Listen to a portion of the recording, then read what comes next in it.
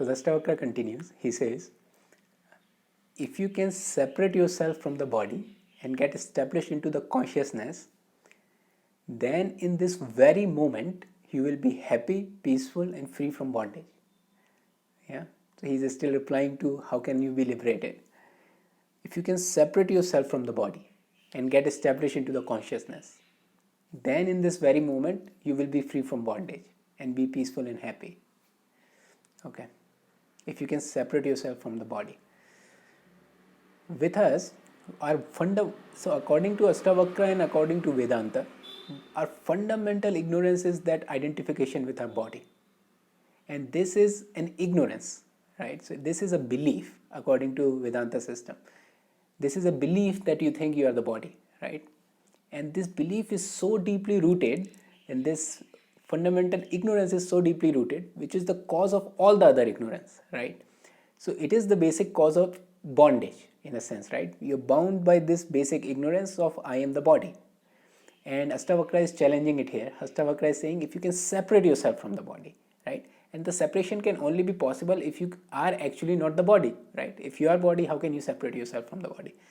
So he's saying if you can separate yourself from the body, so he's saying cut down this ignorance that I am the body, even for a moment, and in that moment itself, you will feel happy, conscious, happy, peaceful, and free from bondage.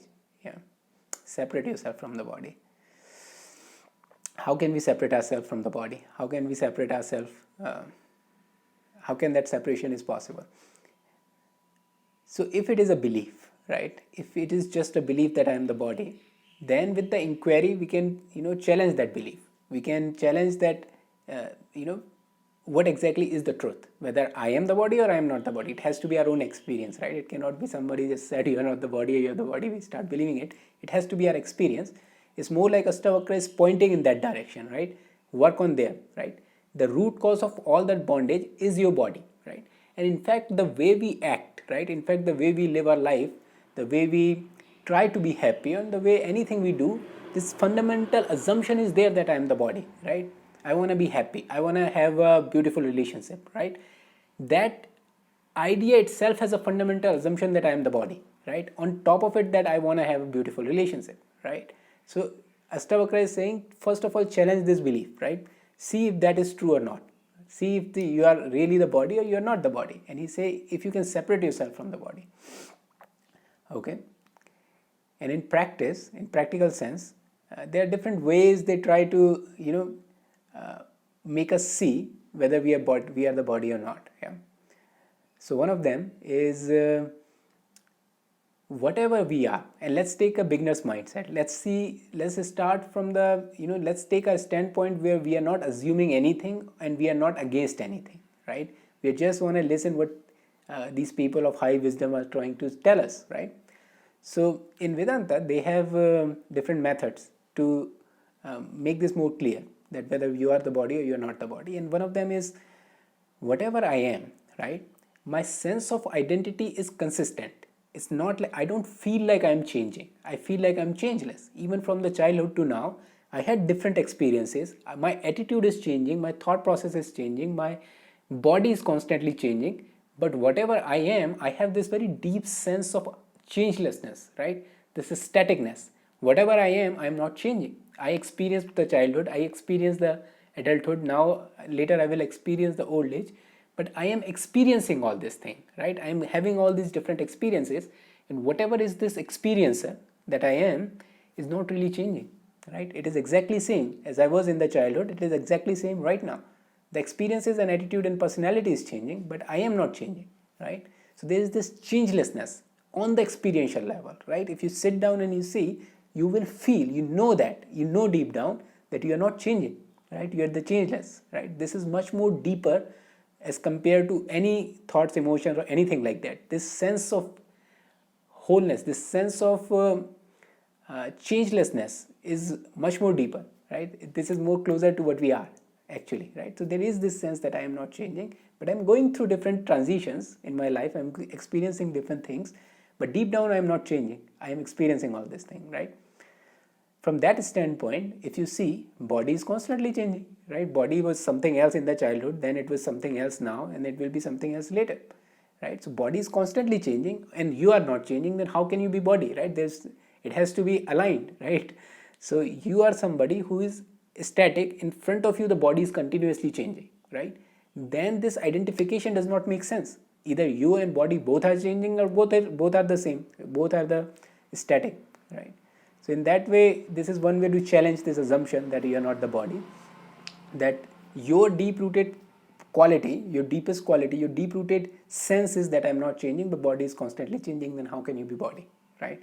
There is a difference between them, and this is how you separate yourself from the body, you separate consciousness from the body. Another way, right, I have this very deep-rooted sense of what you call wholeness, completeness, right? Whatever I am, right? There is this sense of identity which feels like this is what I am.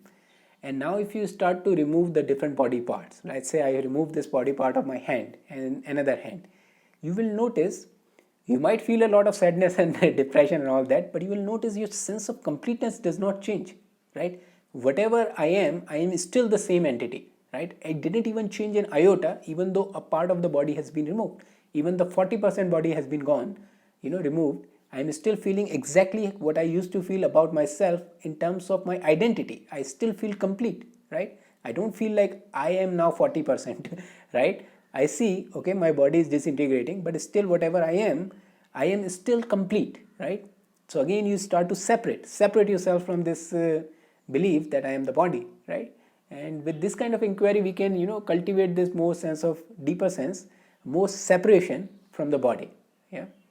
And in fact, you will feel more like, body is body is an instrument, right? I am experiencing through the body. Also, I am able to control my body, but body is basically an instrument like a car, right?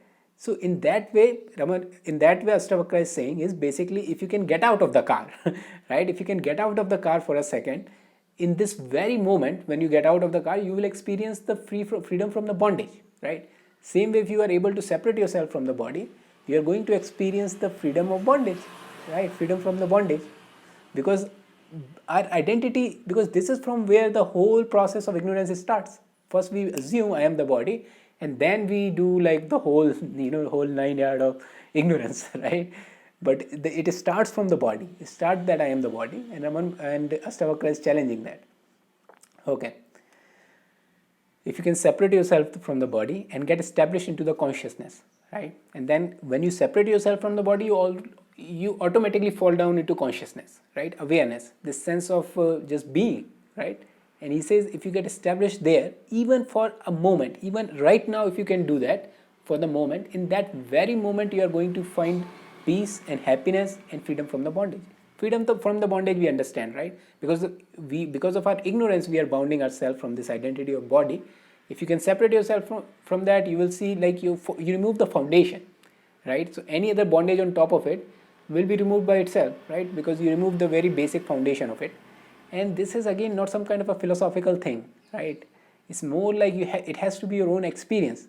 Ashtavakra is pointing out there, and there are different ways you can cultivate your own understanding, but it has to be your own experience. It cannot be just another belief on top of the whole structure of belief. It has to be your own experience. So if you can separate yourself from the body, then you fall down in the consciousness, right? And he says in that state, first of all, there is no bondage, because the bondage comes from this ignorance. So you remove the bondage, and then the nature of consciousness is peace and happiness, right?